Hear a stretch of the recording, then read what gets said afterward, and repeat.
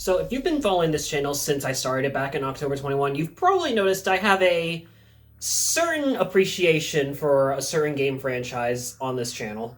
While it was Halo that made me finally pull the trigger on starting the channel in the first place, it's been Call of Duty that has been the most consistent thing I've put on the channel, through its highs as well as its mostly lows, unfortunately, since I started the channel. Call of Duty has been something I've always been eager to make content on, whether it's venting about the state of the game at the time or legitimately enjoying the second black sheep of this franchise. I'm still gonna die on that hill, by the way. Ever since then, I've had the intention of eventually making a series of videos covering the games. What it was like seeing their rise to popularity, what it was like playing them during its golden age, and what I think of the modern games in even more detail than I've gone into on this channel. But I knew when I eventually started making this series of videos on the channel, I didn't want to just, talk about the modern games, because, contrary to what people might have you believe, this series didn't really more or less basically start at Call of Duty 4. If I was going to cover this series, I wanted to cover everything. What do you mean, everyone? Everything!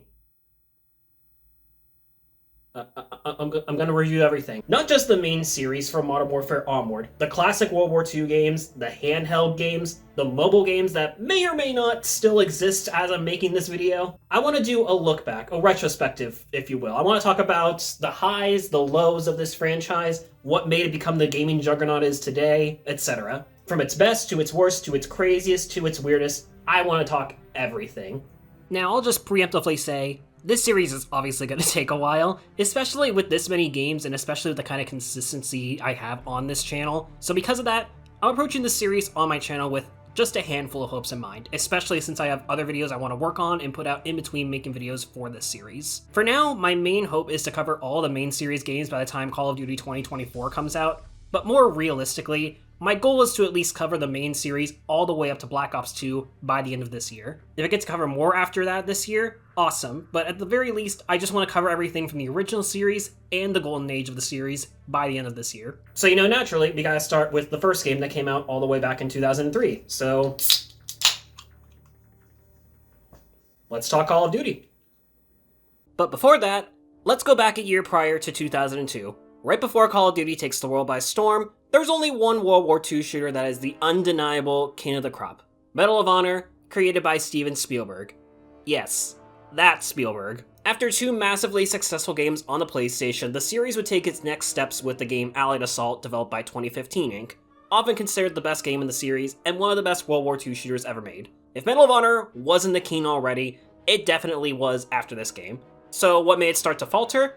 Take a wild guess who the publisher was. Yeah, throw EA into the playing field, and you can quickly start to see why some developers may have been unsatisfied working for them, despite putting out such a high-quality series. There were three people, in fact, that were disgruntled enough to leave. Vince Zampella, Jason West, and Grant Collier, the first two of which were the lead designers on Allied Assault, with Zampella serving as director.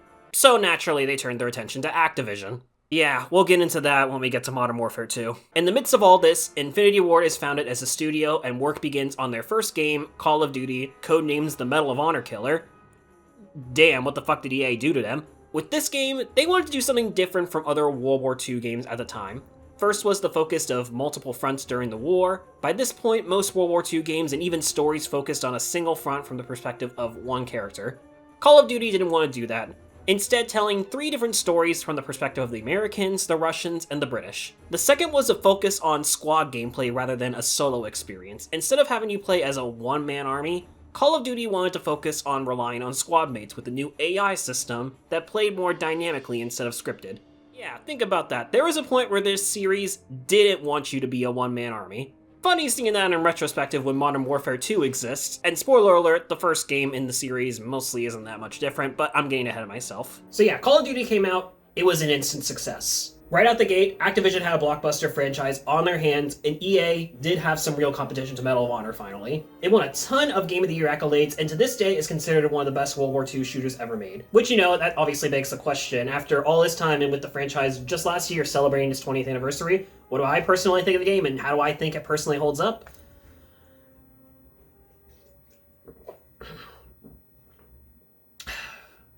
You guys are gonna hate me for this one. So here's the thing, when you look at Call of Duty from the lens of when it came out in 2003, stacked against other World War II shooters around the time, of course it's great. But make no mistake, that doesn't mean it's aged gracefully. First, let's address a quick elephant in the room. I was not able to review the multiplayer of these games, save for maybe a little bit of Call of Duty 2. Pretty much all of these games are mostly barren, if not dead, especially as far as classic World War II shooters go, and because of that, I can really only look at these purely as a single-player experience. Based on what I looked into, it does seem like there is at least a small community of people still playing these games, especially with easy mod support, but I couldn't even get to join most of these games. And considering how old these games are too, I didn't really want to waste my time too much, and I don't think you're missing much unless you're really curious, or if you already have a history with these games multiplayer from when they originally came out. The most I got from checking multiplayer out here was, oh, Search and Destroy has been there since the beginning. That's cool. Hey guys, so last minute update for this video. I had every intention of looking at the PC versions of Call of Duty 1, 2, and United Offensive, but in editing this video for the past couple of weeks, I found out that all of the audio is scuffed for every single one of these games. So because of that, I had to completely re-record all of these games, and I ended up doing them on console instead. So if for any reason there's any disconnect between what I'm saying and the gameplay you're about to see, that's probably why. So I guess this does give me an excuse to talk about Call of Duty Classic, which was released on PlayStation Network and Xbox Live Arcade. Honestly, don't waste your time with this one. It's pretty much the same thing as the original game, it's just on console, and it plays much worse on console. If you're going to play this game in any capacity, get it on PC. The version of Call of Duty 2 you're going to be seeing is the Xbox 360 version, which to my knowledge is basically the exact same as the PC version. The only one I'm not going to replay is United Offensive, so we're just going to have to deal with the scuffed audio on that one. You guys will understand why I chose not to re-record that later on. Okay, so let's start with the story, if you can even really call it that. So something you have to remember is that a lot of World War II games at this time weren't that concerned with telling a very complete, cohesive plot. This ain't Saving Private Ryan. Something you'll notice with a lot of World War II games at this time, not just Call of Duty, they were a lot more focused on telling their stories through the battles that ensued during this war. What we have here is essentially a collection of anecdotes from soldiers who served on the three fronts during the war for three countries. The American campaign tackles a group of soldiers who participated in the paratrooping invasion of Operation Overlord, and later during the Battle of the Bulge. The British campaign follows soldiers who participated in Operations Tonga and Chitiste, with Captain Price having his first appearance here before having an existential crisis, realizing there's two other versions of him that exist in the Call of Duty multiverse. The Russian campaign begins with the Battle of Stalingrad, and ends with the Vistula-Oder offensive on Germany towards the end of the war. Again, if a narrative is something you're looking for, you're not really going to get it. And you know what? That's fine. That wasn't what these kind of games were really focused on. Is it what I personally look for when I'm playing a game? Not really, and unfortunately that does hamper my experience playing them a bit. But what I find most disappointing, honestly, is that they don't really do much else besides having players be in the shoes of these soldiers participating in these battles. There are some moments here and there where there are some characters that have some banter or dialogue back and forth, but those moments are pretty few and far between. Most of the time, you're just going from objective to objective without much fanfare. You're just there to get the job done. And yeah, I guess that's a realistic take on the industrial military complex, but in Call of Duty's case, it doesn't really make for that engaging of a game in today's age. If there's one thing I will immediately knock Call of Duty for, it's the lack of engagement. This game can be pretty boring at times. That's not to say I absolutely hated the game. There were a few moments and set pieces I did genuinely enjoy while I was playing the game. Particularly some of the vehicle chase scenes. You can see very early on some of the action movie DNA they would eventually blossom with the jump to a modern setting. But oh man, this game just meanders and meanders. It just might be one of the most repetitious games I've ever played. And I know that's rich when most Call of Duty single players are usually linear and structured, but Call of Duty's campaign is essentially the same thing every single level. Every mission, you are doing nothing but moving from point to point, planting explosives on this, planting explosives on that, clear out this bunker, now clear out that bunker, blow up that tank, wait for reinforcements, blow up another tank, continue waiting for reinforcements, lather, rinse, repeat, credits roll. There's not really any variety or variation to the levels or objectives whatsoever. You do the same things in every single level, even to the point of some levels having you backtrack through most of them, which can get really annoying considering how big and open some of these levels can get. And because there's no real narrative to anything here, I can't really remember a single character's name in this. The only one I do remember is Price, but that's only because of the simple piece of trivia of this being his first appearance in the series. And even then, that's all he's really good for here. There's a mission in the game where you infiltrate a German battleship with him and you plant explosives across it. By the time I was done and got back to the rendezvous at our boat, The soldier I was with was like, damn, the captain died? Man, that shit sucks. And the game moves on to the next mission. We lost the captain. Damn, that was a very fine man. Let's get the hell out of here. I'm not exaggerating, that's basically what happens. I didn't even see him die on the boat because I was too busy trying to survive getting off of it in the first place. There's 3 things working against you in Call of Duty. One of those is this health bar. We're in early 2000s PC shooter era, baby, which means no regenerating health whatsoever. You need to restore health, you have to find a med pack somewhere. Now, early on, this isn't really a big problem. I played through the game on regular difficulty and wait, what the fuck does greenhorn mean?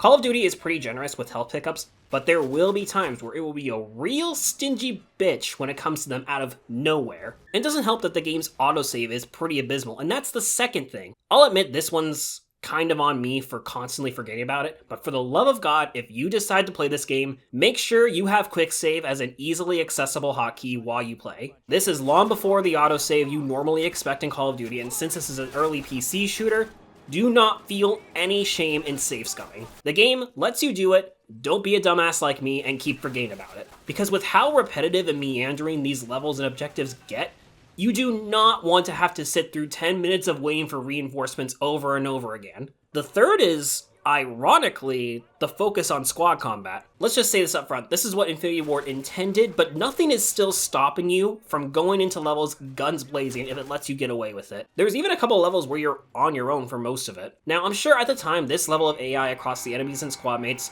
was impressive, but today, do not be surprised if there are points where teammates will block your path forward or walk right in front of you while you're shooting at an enemy. It happens a lot. Sometimes it is honestly kind of amusing.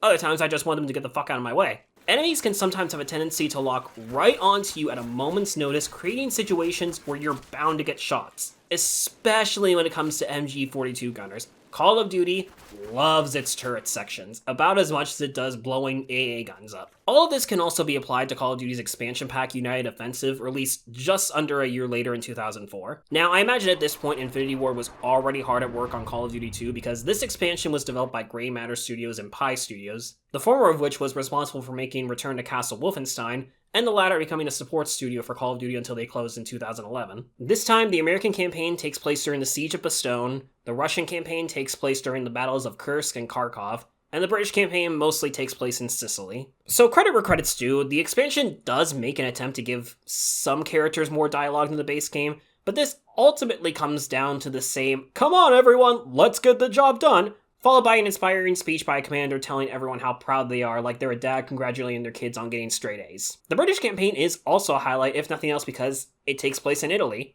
which is refreshing to see when there's so much from this area of games that focuses a lot on the Russian or Upper European conflict of the war. But this section also gave me its greatest fake out when, after a plane turret section that honestly wasn't really that great, the game really made me think it was going to try something different with the pilot landing in the Netherlands behind enemy lines. I thought, maybe this was going to be a thing where you have to sneak your way out. Maybe even fight solo and try to find some of your companions and no, never mind, you just get rescued immediately and it's packed to the same levels and objectives as the first game. Except this time, getting health packs is even stingier and enemies are out for fucking blood. I came so close to just giving up on this DLC. It's more of the exact same as the base game, and combined with things generally feeling more aggressive, even on regular difficulty, I got frustrated and exhausted. Even save scumming wasn't enough for me to not get sick and tired of this game. Okay, look, I can appreciate Call of Duty for, the time period that I came out, but I'm gonna be real honest.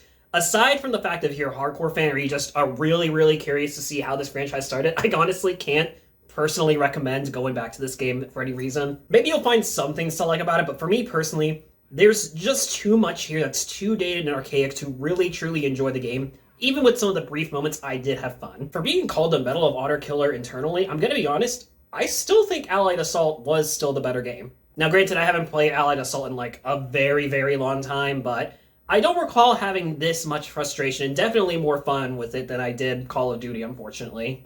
So that brings us to Call of Duty 2, releasing just over 2 years later in 2005 for both the PC and as a launch title for the Xbox 360. And after a hit like Call of Duty, Infinity Ward was making a lot of big promises for their next game. They were going to allow for more player control and levels, more freedom in how to approach the campaign. They studied real-life locations where the battles took place. There would be better AI for allies and enemies, promise of even better visuals and details, And long story short, I think it paid off immensely. Call of Duty 2 is an improvement over the first game in basically every way possible. It is great. Just like the first game, there are 3 campaigns you can pick from: the Russians, the British, and the Americans. Now, the battles you fight in are obviously different. The American campaign will have you fighting on D-Day, taking Hill 400, and crossing the Rhine River. It starts off really, really strong. The D-Day mission is fantastic all around. And the defense of Hill 400 was a lot more thrilling than I anticipated it to be. Probably could have gone without the Rhine River crossing. Things just kind of anticlimactically end there, but honestly not as much as the Russian campaign, which is easily the shortest one here. It's pretty much all exclusively defending Moscow and Stalingrad. The real meat here is the British campaign. This campaign is a lot more varied, fighting with the 7th Armored Division in North Africa. You fight Nazis in Alamein, El Daba, Egypt, Libya, Tunisia, before finally heading for Germany during the Battle for Caen. It's largely the same structure as the last game, but aside from the locations, the presentation is somewhat different compared to the last game. First of all, there's noticeably more dialogue during missions. Again, not really a central narrative, but you'll have soldiers interacting with you and one another much more in this game than the first one. Second are these reels in between the campaigns. These consist of real-life footage from the war depicting the battles you fight in, as well as slideshows detailing operations that are voiced with a little more nuance. This was in the first game as well, but it was just kinda there. It's a small change, but it adds a lot more depth to the missions we're playing than the last game. It reminds the player that these battles actually happened, and that these were all soldiers who really sacrificed everything to fight and win this war. Again, that was there to some degree in the first game, but Call of Duty 2 really hones in on that in a very tasteful, respectful way, and I appreciate that. Gameplay-wise, man, this is drastically better than the first game. There's a few reasons for this. One, the level design is much, much better overall. The objectives can get repetitive again, but Call of Duty 2 is a game that keeps things moving forward. You're never sitting in one place for too long, you are always getting funneled into the next section of a level. Backtracking is kept mostly to a minimum. You're given more freedom with how to approach objectives sometimes, but even then, the level design doesn't feel nearly as spacious as the first game was. You have more opportunities for cover because of the linear nature of the levels. It's a lot more streamlined, and it keeps the gameplay fast-paced and more engaging. Again, it isn't without repetition. Call of Duty 2 loves its smoke grenades like the first game loves its MG42s, but it's overall a massive improvement. Second, the AI is much better in this game. Squad mates felt a lot more helpful and weren't as intrusive as the first game, and enemies can be smarter. One new quality of life change is this grenade indicator, and expect to see it a lot,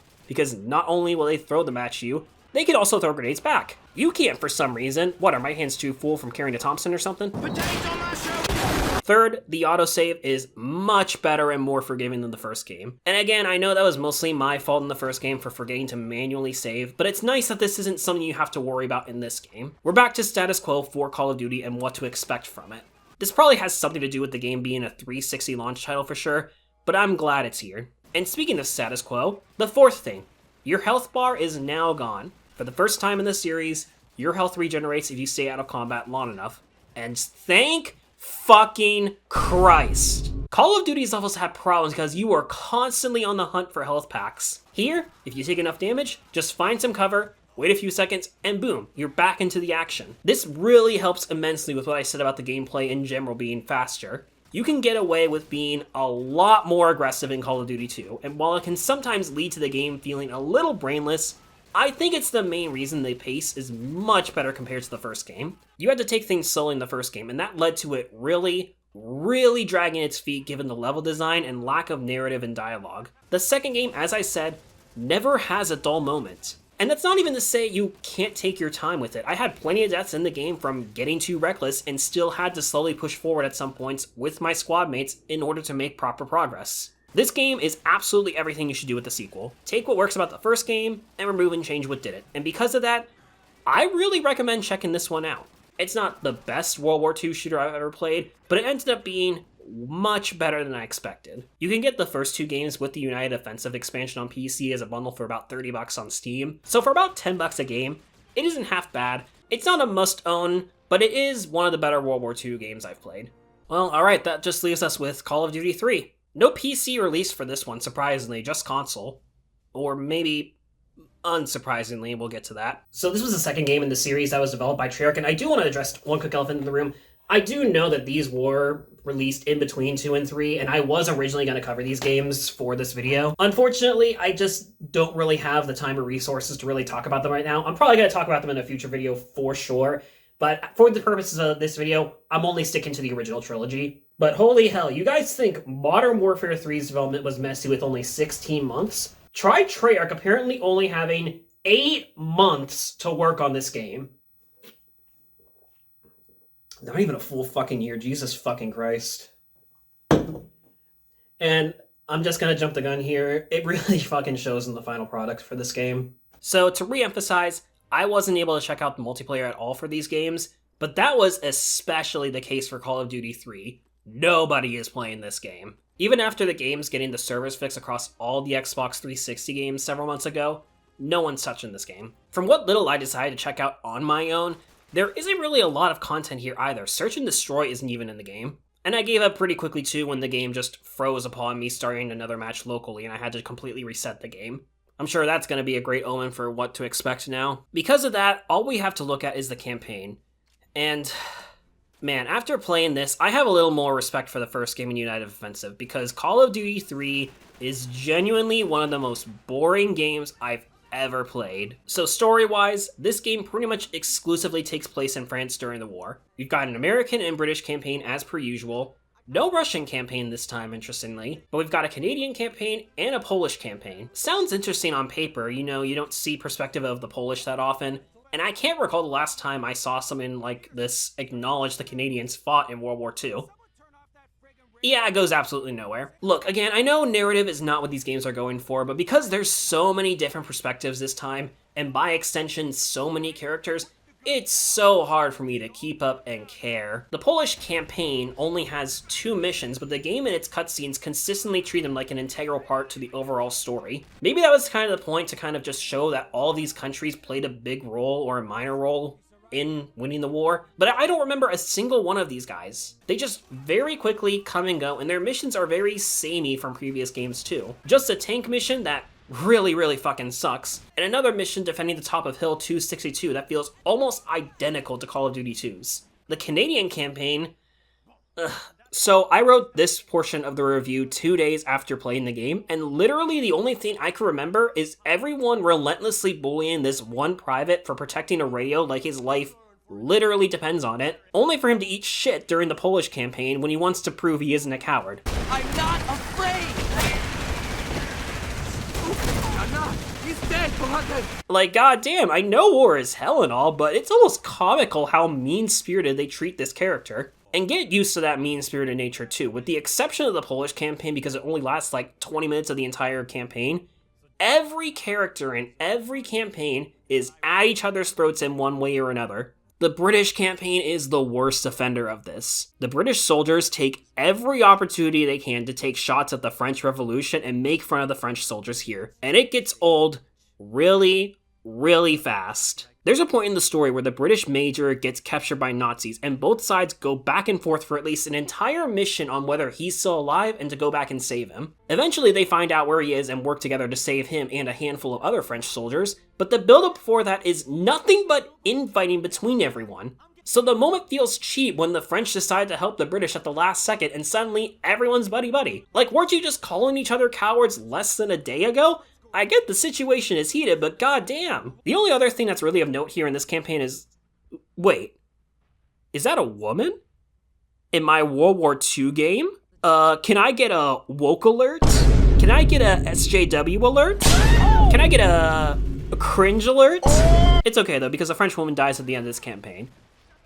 Can I get a beast alert? Oh my god, I can't do these jokes, they're so fucking stupid. I guess the only thing here that's even remotely interesting is the American campaign, but that has its own issues as well. I will give it this, I can't remember most of the characters' names without looking at the Wikipedia article summarizing the game. You play as Private Nichols, who starts by participating in capturing St. Lo, and ending with the hold on Chambois. So unlike the Polish campaign, which barely has any spotlight here, unlike the Canadian campaign that just comes and goes, and unlike the British campaign that's comically mean-spirited, Call of Duty 3 really puts a pedestal on the Americans here. Now, to its credit, I can kind of see where they were going with this story-wise. There's a huge focus on your squad here, and each one eventually making its way up the chain of command. Your Sergeant McCullen dies halfway through the campaign, and your Corporal Dixon is promoted and takes charge. In the final mission, the same happens to Dixon, and the wisecracker of the group, Guzzo, takes charge and is promoted a few days later. And the game ends with him echoing the same sentiments his own senior command told him at the beginning of the game, coming full circle. Again, I can see what they were going for, but there's a few issues here. One, some of that mean-spirited dialogue and characterization still persists here. It isn't as bad as the British campaign, but for the first half of this part of the campaign, I really didn't care about these characters. I should care about my sergeant dying in the first half, but it falls on deaf ears when his dying words are, "Tell Guzzo he can go to hell." Tell him to go to hell. Bitch, we just fought side by side. We risked our lives for you to do this. Is this really how it was during World War II? And is all this bickering and infighting just supposed to be a more realistic take on World War II? Because if it is, this is not really a great way to execute it. They dedicate this game at the end to all the brave soldiers who died fighting in this war, but I don't really feel anything by the end of it. The thing is, I think across the board, they really just wanted to make World at War with this game. Like, really wanted to. But given the short development they had, they most likely didn't have the time or the resources to pull it off. I'll talk more about that, obviously, once I actually get to World at War, but that game's a fantastic example of how to portray war in a realistic sense, in a realistic fashion, and still have it be, grounded, enjoyable, and even in some ways inspiring. Second issue with this campaign, like I said, they really put the Americans up on a pedestal. At one point, they're pissed off because an area of France was just not taken by the British, and they even comment that the Americans have every right to be pissed off because they should have taken the area days ago. If there's any opportunity for the story to suck up to the Americans, they take it. Third issue encompasses the entire game, and besides the story, is the main reason I didn't like this game. The level design. Holy shit, the level design is so fucking bad in this game. I know Treyarch had no way of knowing how Infinity Ward was developing Call of Duty 2 at the time, so they could enhance and improve what they did in that last game, because this game in so many ways feels like a complete overcorrection of the first game. Instead of having these wide, open, sprawling levels like the first game, Call of Duty 3 is extremely tight and narrow. It is as straight of a line as you can get, with the same kind of objectives the last games had. Blow up these artillery guns, take out that MG42, pop a couple smokes so you can advance forward, except this time you have no maneuverability across the entire game. It definitely doesn't help that there can be several situations where you'll die, only for the last game's checkpoint to be several minutes ago. Does that sound familiar? Well, you can't save scum this time, we're on console, so you're stuck with this game's awful checkpoint system. The fucking tank mission, for Christ's sake, what happened here? I didn't talk about these in the last two games, they're just kind of there, the controls aren't really that great, and they just kind of come and go. I wasn't really crazy about them, but holy shit, in this one, the controls on the tank are awkward as hell, and because the level design across the board is so narrow, you're essentially driving down a single path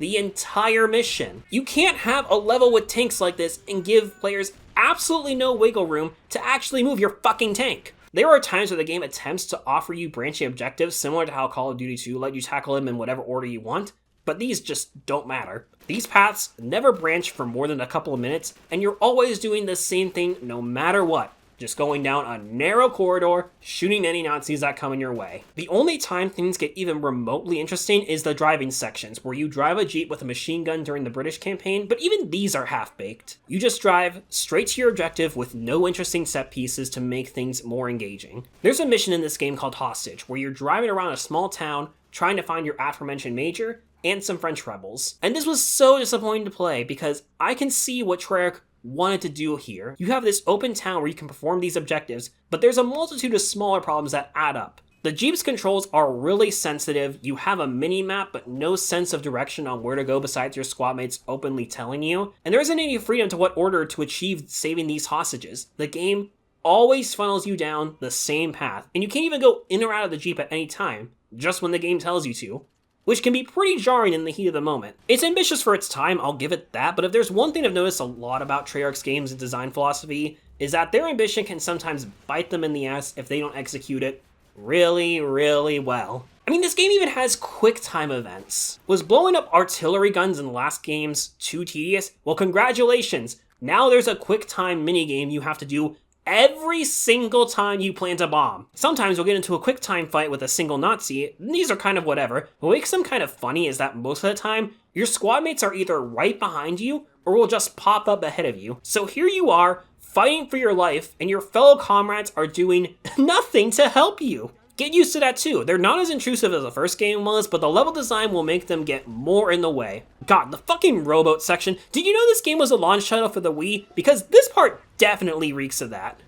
Oh my god, I'm losing my voice. Look, guys, by the time I was halfway into the campaign, I ended up restarting a mission and playing through the rest of the game on easy. Not because it was difficult, although this game's checkpoint system could still go fuck itself, but because I just wanted to get a move on. And full disclosure, the reason this particular video has taken a couple months to make is that I didn't want to review all these back to back for a single video. I wanted to make sure to space out when I was actually playing these games to ensure I didn't get too fatigued and that I could have an unbiased take in this regard. I waited almost a whole month after playing Call of Duty 1 and 2 to play 3, and yet the fatigue of these early Call of Duty games set in very quickly. I got bored. When I'm constantly asking myself, and even saying out loud in an empty living room, can this game just end already? Then I start to feel like I'm wasting my time. And if there's one thing I hate more than anything when I'm playing a video game, it's that I start to feel like my time is being wasted and could be better spent playing or doing anything else. I'm sure there are plenty of people who love this game and have very fond memories of it. Maybe some of that comes from the multiplayer you can't really play anymore.